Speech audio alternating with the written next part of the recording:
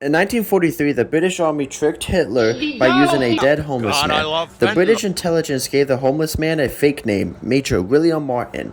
They chained a briefcase to his wrist filled with fake top-secret documents and dropped him into the ocean. The Nazis intercepted the papers. Hitler moved his armies from Sicily, and the Allied invasion succeeded. In the 1920s, the U.S. government had a plan to stop people from drinking alcohol. The Treasury Department was tired of bootleggers who were stealing alcohol, so they decided to make alcohol more poisonous by adding mercury. An estimated 10,000 people died from the poison alcohol. The government knew it would kill people, but did it anyway. In the 1920s, a man named John Brinkley became one of the richest men by promising eternal youth. Brinkley claimed that surgically implanting gold glands into his patients could cure mortality and high blood pressure. The medical board finally exposed him and he collapsed to bankruptcy. In 1976, the U.S. military launched an operation after North Korean guards killed two American officers trimming a single poplar tree. To protect a worker party who were tasked with cutting a tree, the U.S. deployed over 800 soldiers, 27 helicopters, and B-52 bombers. North Korea didn't do anything, proving you don't mess with America. In the 1960s, the CIA spent 5 years and $20 million on a top-secret weapon, a little house cat. Operation Acoustic Kitty implanted a microphone in a cat's ear, a massive radio transmitter in its chest, and an antenna down its tail. The goal was to record Soviet operatives in a park. The test failed because the cat went looking for food. The project was ultimately scrapped. What a great use of our tax dollars! In 2000, a dead man became senator of Missouri and beat the incumbent senator, and it wasn't even close. Merrill Carnahan was the governor of Missouri who unfortunately passed away in a plane crash. It was too late to take his name off the ballot, so people still voted for him to commemorate him, and he ended up winning over 50% of the vote.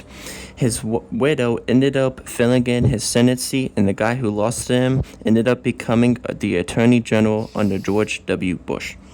There was a U.S. state with its own government and governor, and then it disappeared.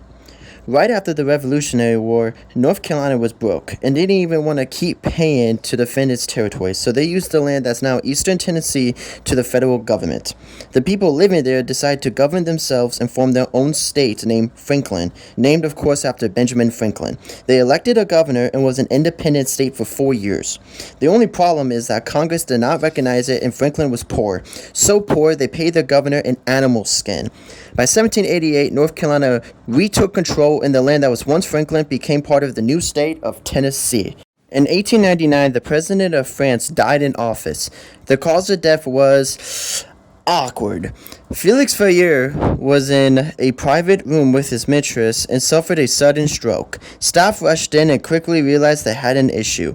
The mistress quietly snuck out of a side door so the store could be cleaned up for the public. In 1844, Edgar Allan Poe convinced all of New York a balloon had just crossed the Atlantic. None of it was true.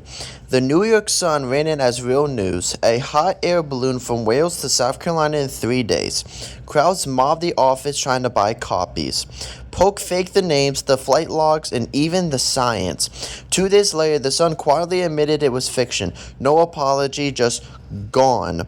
Before horror stories, Poe wrote America's first viral fake news story.